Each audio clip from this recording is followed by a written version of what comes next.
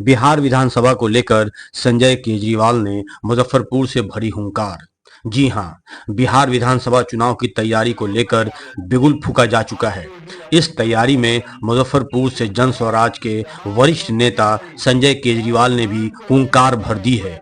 उन्होंने कहा कि बिहार की जनता को हर बार ठगा गया है। इस बार बिहार के सम्मान की लड़ाई है और मुजफ्फरपुर की जनता से विनम्र अपील है कि जन स्वराज के संस्थापक प्रशांत किशोर जी ने बिहार बदलाव रैली का आह्वान किया है, जिसमें आप सभी को गांधी मैदान में बड़ी से बड़ी तादाद में पूरे राज्य से एकजुट होकर रैली को सफल बनाना है। इसी के मद्देनजर आज शाम संजय केजरीवाल पक्कीसराय चौक पर जनसभा को संबोधित करते हुए कहा कि न जात में बटेंगे न धर्म में बटेंगे, इस बार अपने लिए अपने बच्चों के भविष्य के लिए वोट करेंगे। आइए देखते हैं उन्होंने जनता से क्या कुछ कहा। लोग नहीं आवेदन, आपको ही अपनी व्यवस्था बदलनी है। जिस तरह जमात में की गई जायज मांग को अल्लाह ताला पूरा करता है, इस बार एक हो जाइए। न जात में बटेंगे न धर्म में बटेंगे, इस बार अपने लिए वोट करेंगे, अपने बच्चों के भविष्य के लिए वोट करेंगे। और उस वोट की ताकत तब आएगी, नीतीश भी हिलेगा, लालू भी हिलेगा और मोदी भी हिलेगा, लेकिन हिलेगा तब जब आपकी जनसंख्या, आपकी जमात जब गांधी मैदान में जब भर जाएगी, तब समझ में आएगा इन नेताओं को कि अब बिहार की जनता को ठगना नामुमकिन है। मुमकिन ही नहीं, नामुमकिन है। पिक्चर का डायलॉग था, डॉन को 14 देश की पुलिस खोज रही है, लेकिन डॉन को पकड़ना मुमकिन ही नहीं, नामुमकिन है। चल जाए इन सियासतदारों का, जो 35 साल से हम लोग को बेवकूफ बना के हमारे बच्चों को बाहर नौकरी करवा रहे हैं। 39 सांसद, 34 सांसद और 30 सांसद देगा बिहार, और 26 सांसद देने वाला गुजरात में लगेगा फैक्ट्री, और बिहार का बेटा जाएगा वहां नौकरी कर। तो हमारा बेटा हमारे यहाँ काम करे और हम बिहार को उस दिन विकासशील बिहार और सफल बिहार मानेंगे जब गुजरात का बेटा यहाँ नौकरी मांगने आवे। उसके लिए हम 13 करोड़ बिहार वासियों को जात, धर्म, अगरा, पिछड़ा से ऊपर उठ के एक होना होगा। जिस दिन एक हो जाएंगे उस दिन कोई माई का लाल हम लोगों को बांट नहीं पाएगा। मैं एक छोटा सा वाक्य सुना के अपनी वाणी को विराम दूंगा।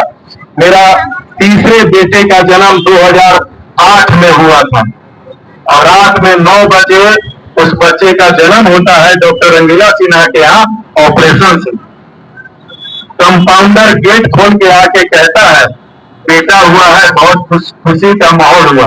अगले 2 मिनट के बाद वो आके कहता है 2 यूनिट ब्लड चाहिए। और 16 जनवरी का वो दिन कुहासे का आलम ये था कि मुझे आप नजर नहीं आ रहे।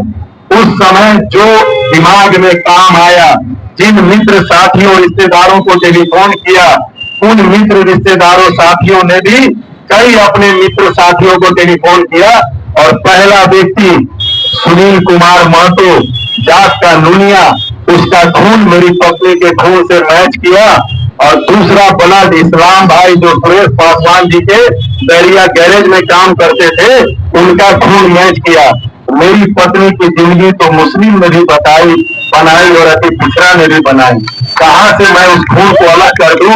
उस मालिक ने हम लोगों को धर्मों में जरूर बांटा है, लेकिन खून में एक ही रखा है, 4 ही 5 ग्रुप में रखा है।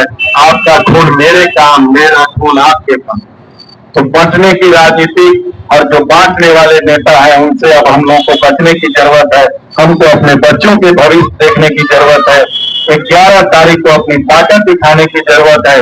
और आने वाले चुनाव में जो मेरे बच्चों को शिक्षा निःशुल्क व्यवस्था देगा, जो मेरे बच्चों को रोजगार देगा, जो मेरे परिजनों का इलाज यहाँ करवाएगा, वृद्धा पेंशन 2000 रुपया होगा, माताओं बहनों को रोजगार के लिए या भाइयों को एक आज ये ऑटो अगर चलता है तो एक परिवार चलता है। लेकिन अगर ये ऑटो 5 रुपया सैकड़ा ब्याज पे लेके अगर किसी भाई ने खरीदा है तो बहुत मुश्किल वो 2 टाइम भोजन करता है।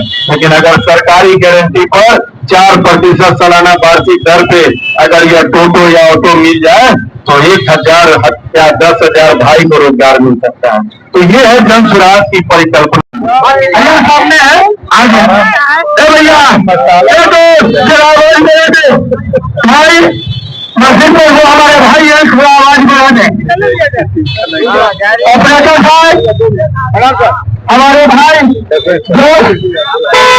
पेंशन चाहिए, हमें कमाऊ वाली खेती चाहिए, हमें मतलब गमाने वाली खेती नहीं चाहिए। दुनिया की ताज़ा तरीन खबरों के लिए लाइक और सब्सक्राइब करना ना भूलें अपने न्यूज़ वर्ल्ड चैनल को। धन्यवाद।